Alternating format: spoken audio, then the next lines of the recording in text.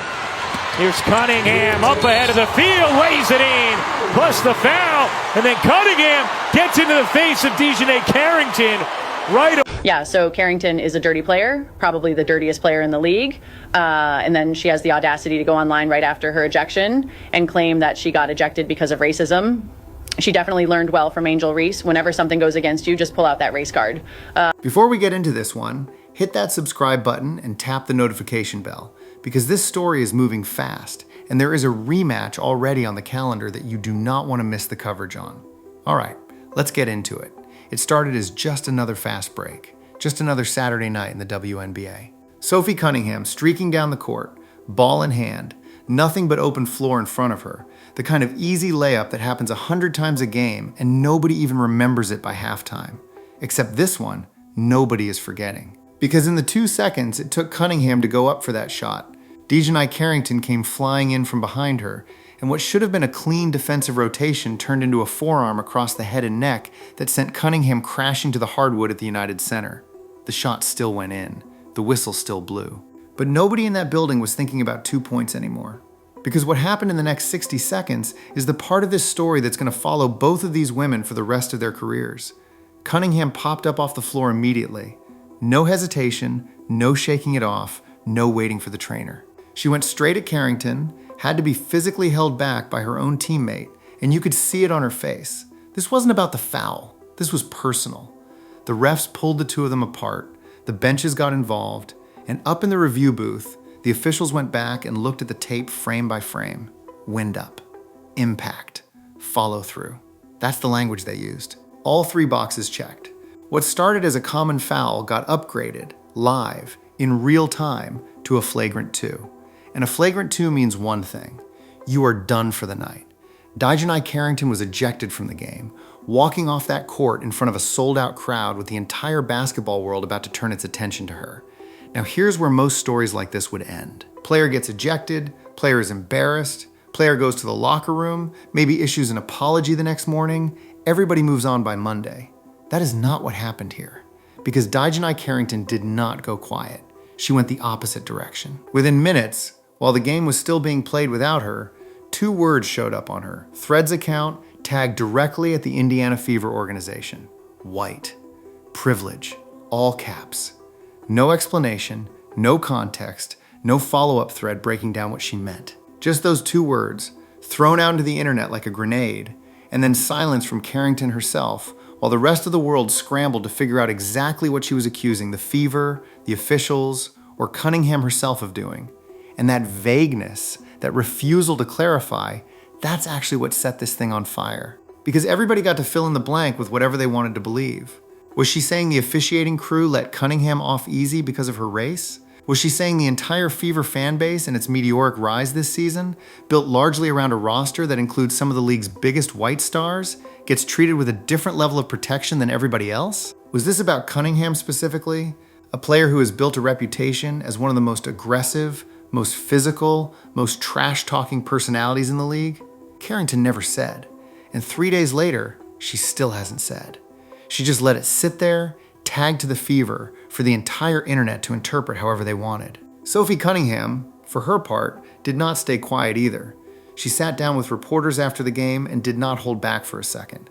She said flat out that she believed the foul was intentional. Not a basketball play gone wrong, not a case of a defender closing out too hard. Intentional. She said she'd never really spoken to Carrington before this, had no history, no beef, nothing personal between them going into that game, but that Carrington, in her words, clearly had some pent-up frustration that came out in that moment. And then Cunningham went a step further, and this is the line that's been replayed across every sports show since Saturday night. She said she thinks Carrington did it because she wants attention. Straight up called it a bid for the spotlight.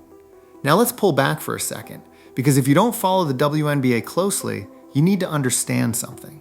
This is not the first time DiJonai Carrington's name has come up connected to the Fever, and it's not the first time it's come with controversy attached. Back in 2024, during a playoff game, Carrington made contact with Caitlin Clark's eye during a scramble for the ball. At the time, it was ruled incidental, no intent, just a chaotic mess of arms in a fight for possession. But that moment lived online for weeks. Clark is arguably the single biggest draw the league has ever had. and any contact near her face was always going to get magnified 1,000 times over, fair or not. So when Carrington's name popped up again this weekend, connected to another Fever player, going to the head and neck, a lot of people online immediately felt like this was part of a pattern rather than a coincidence. Whether that's a fair read or not, that's the narrative that took hold within hours. And the coaching staff on both sides didn't exactly agree on how to read the play either, which only added more fuel.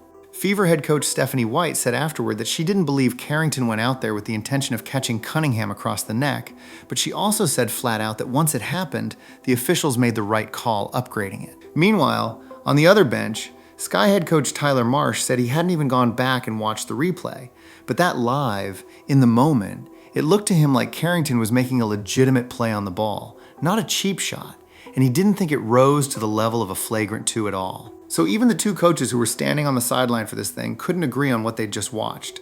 That's how bang this play was. But here's the thing that's really keeping this story alive, and it's not actually the foul itself. Fouls happen, flagrants happen, ejections happen every season in this league, and by the next game, nobody's talking about them anymore. What turned this into a national conversation is that one social media post. The words white privilege tagged directly at a franchise, posted in the heat of the moment with zero context, in a league that has spent the last 2 years navigating one of the most racially charged conversations in modern sports. Because let's be honest about what's been happening around the Fever, specifically since Caitlin Clark entered the league. Every hard foul against her, every hard foul against her teammates gets run through a filter of race, media coverage, and who the league protects. Some fans and commentators argue the physical treatment Fever players receive proves there's no favoritism at all, that they get hit just as hard as anybody else. Others argue that the reaction to any foul against a Fever player, and the attention it generates compared to identical fouls in other games around the league, is itself proof of a double standard, just running in the opposite direction Carrington was pointing. Carrington's post landed right in the middle of that minefield, and instead of diffusing it, she let it sit there and detonate. Sophie Cunningham did address the race angle directly, and she pushed back on it hard. She pointed out that she herself has been ejected before for a hard foul, meaning the league does not exactly go easy on her when the whistle blows the other way. Her argument, essentially, is that officiating in this league is inconsistent for everybody, regardless of who's involved, and that pulling race into this specific incident without any explanation of how is a reach. Now, this wouldn't be a full DiJonai Carrington story without mentioning what else has been going on in her life the last few weeks, because this is not happening in a vacuum. Just before this game, during the All-Star break, Carrington was already at the center of online drama after a very public and very messy social media moment involving her ex-girlfriend, fellow WNBA player Nalissa Smith. The two dated back to their college days at Baylor, even played together briefly on the same professional roster. And then out of nowhere, Carrington went on Threads and accused Smith of cheating on her during their relationship, naming other players in the league directly in the process. That entire saga was still fresh, still being talked about, when this ejection and this post happened days later. So depending on who you ask, this is either an athlete going through an incredibly public and difficult stretch in her personal life that's spilling over onto the court, or it's a pattern of somebody who knows exactly how to keep her name trending. And that second theory got a lot louder after people noticed something. In the aftermath of all this backlash, Carrington didn't delete the post, didn't walk it back, didn't put out a statement clarifying what she meant. Instead, she posted the date of the rematch between the Sky and the Fever later this month on August 23rd, almost daring everybody to tune back in. To her critics, that's confirmation this whole thing was calculated from the jump. To her supporters, that's just a competitor who isn't going to let outside noise change how she plays the game, and who isn't interested in explaining herself to people who've already made up their minds about her. So where does this actually go from here? The league now has a real decision in front of it. Do they fine Carrington for the post itself, treating it as conduct detrimental to the league during an already tense national conversation? Do they leave it alone entirely as protected speech and focus purely on the on-court discipline for the flagrant foul? Whatever they decide is going to be read by one side as proof the league is scared of the conversation, and by the other side as proof the league is finally taking accountability seriously. There is no version of this where the WNBA makes a call and everybody just quietly agrees with it. And then there's August 23rd. Sky and Fever, round 2, with every camera in the building locked on Carrington and Cunningham from the opening tip. After everything that's been said, after the accusations, after the ejection, after the pushback, there is no way that game gets played like it's just another matchup on the schedule. Every foul, Every screen, every time those two are within 5 feet of each other is going to get slowed down, zoomed in, and picked apart in real time.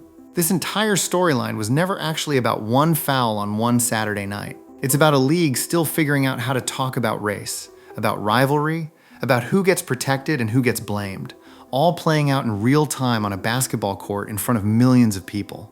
We'll be tracking this one all the way to that rematch, so if you don't want to miss how this plays out, make sure you're subscribed and you've got notifications turned on, because trust me, this story is not over. Drop your take down in the comments, tell us who you think is right in all of this, and we will see you in the next one.